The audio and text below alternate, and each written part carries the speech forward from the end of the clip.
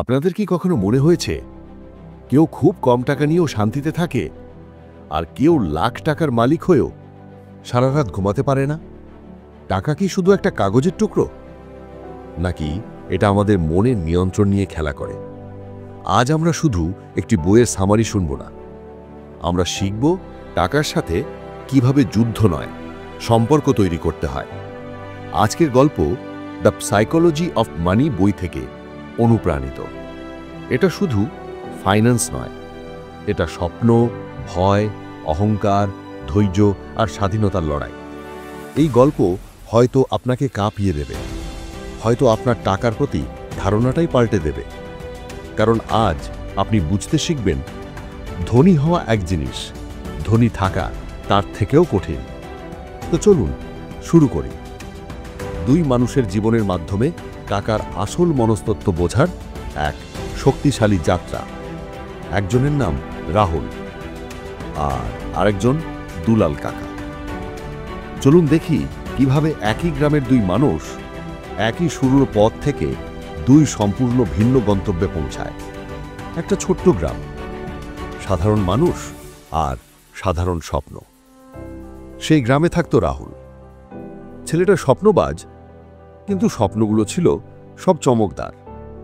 নতুন phone, branded জুতো, bike, বন্ধুবান্ধবের সামনে বড় স্ট্যাটাস। যখনই তার হাতে টাকা আসত, সে ভাবত জীবন একটাই, উপভোগ করতে হবে। কিন্তু সে কখনো ভাবেনি আজকের উপভোগ হয়তো কালকের ঋণে চাপা কান্না হতে পারে। ওই একই গ্রামে ছিলেন একজন সাধারণ মানুষ, দুলাল কাকা। চা দোকান চালাতেন।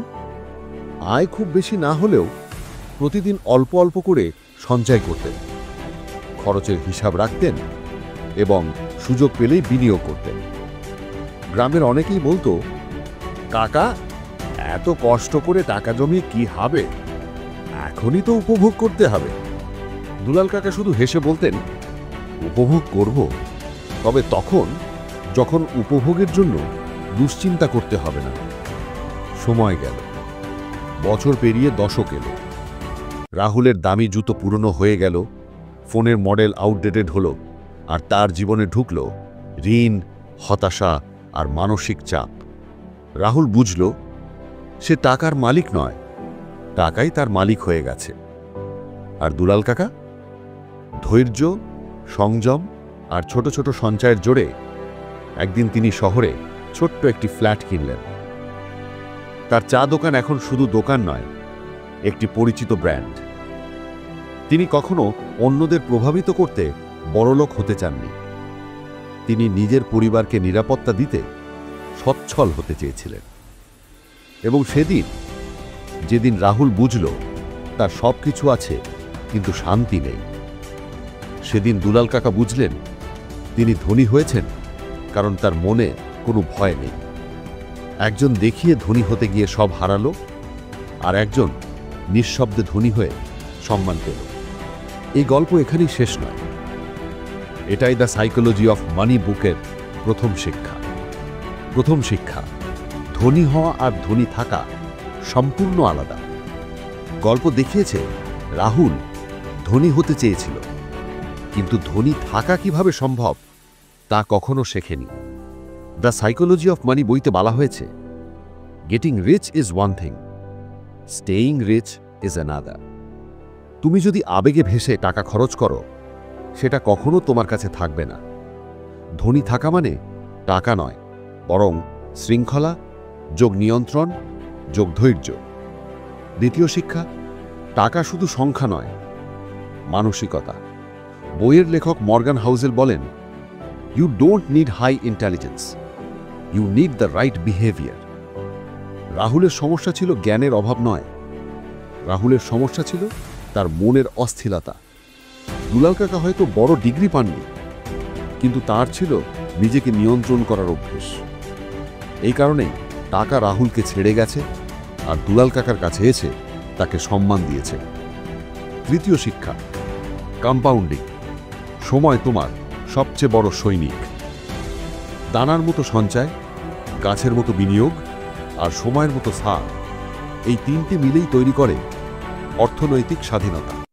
দ্য সাইকোলজি অফ মানি বইতে আছে, compounding works best when you give it time. যে ধৈর্য ধরে হাঁটে তার কাছে ভবিষ্যৎ একদিন নতি স্বীকার করবেই। চতুর্থ শিক্ষা, লাক্সারি নয়, ফ্রিডমই আসল সম্পদ।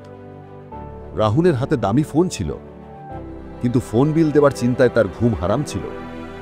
দুলাল কাকার কাছে হয়তো দামি গাড়ি ছিল না, কিন্তু তিনি সকালে চা বানানোর আগে নিজের সময়ের উপর পূর্ণ স্বাধীনতা অনুভব করতেন।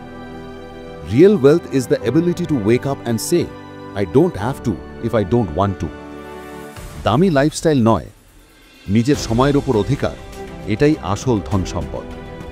পঞ্চম শিক্ষা, সাকসেস মানে শুধু পরিশ্রম নয়, ভাগ্যও কাজ করে। অনেক সময় আমরা সাফল্যে অহংকার করি আর ব্যর্থতায় নিজেকে দোষী ভাবি। ওই বলে লাক অ্যান্ড রিস্ক আর কাজিনস। কখনো তুমি ভাগ্যবান হতে পারো, কখনো ঝুঁকিতে পড়তে পারো। তাই সফল হলে নম্র হও, আর ব্যর্থ হলে হাল ছেড়ে দিও না। জীবনে আমরা টাকা কামাই, কখনো নিজের স্বপ্নের জন্য, কখনো পরিবারের হাসির জন্য, কখনো সমাজে মাথা উঁচু করে দাঁড়াবো বলে। কিন্তু আমরা ভুলে যাই, যদি টাকা কামাতে গিয়ে আমরা মনের শান্তি হারিয়ে ফেলি, তাহলে সেই টাকা কখনো আশীর্বাদ নয়, বরং হয়ে ওঠে মানসিক বোঝা। রাহুলের সবকিছু ছিল, কিন্তু শান্তি ছিল না। দুলাল কাকার সবকিছু ছিল না, কিন্তু সবচেয়ে গুরুত্বপূর্ণ জিনিসটি ছিল স্বাধীনতা ও মানসিক স্বস্তি। সুতরাং প্রশ্ন টাকা কামানোর নয়, প্রশ্ন হলো, তুমি কি টাকার জন্য বাঁচবে, নাকি টাকাকে তোমার জন্য কাজ করাবে? ধনী হবার দৌড় শুরু করা সহজ, কিন্তু ধনী থাকার রাস্তা পেতে গেলে তোমাকে শিখতে হবে ধৈর্য, সংযম, বিনিয়োগ, সময়কে সম্মান করা, অহংকারের বদলে নম্রতা ধারণ করা। যেদিন তুমি টাকাকে দেখবে নিয়ন্ত্রণের হাতিয়ার হিসাবে, সেদিন থেকে তুমি সত্যিকারের মুক্ত। আর সেই মুক্ত মানুষ কখনো হারে না। যদি এই গল্প আপনার মনে ছুঁয়ে যায়, তাহলে দয়া করে ভিডিওটিতে একটি লাইক দিয়ে জানান আপনি এখন থেকে টাকার মানসিকতা বুঝে এগোতে চান। আর যদি চান রিচ ড্যাড পুয়ার ড্যাড বা অ্যাটমিক হ্যাবিটস বা the richest man in Babylon এর মতো আরও ইমোশনাল স্টোরি টেলিং সামারি, তাহলে কমেন্ট করুন। নেক্সট আমি অবশ্যই এই বিষয়ে ভিডিও বানাবো, আর তার জন্য চ্যানেলটিকে সাবস্ক্রাইব করে বেল আইকনটিকে অল করে দিন আমার ভিডিও সবার আগে দেখার জন্য। সবশেষে মনে রাখবেন, টাকা আপনার স্বপ্ন পূরণ করবে, কিন্তু টাকাকে সম্মান করতে না জানলে সে আপনার স্বপ্ন ছিনিয়ে নিতে পারে। See you in the next journey. Stay powerful, stay wise. ধন্যবাদ।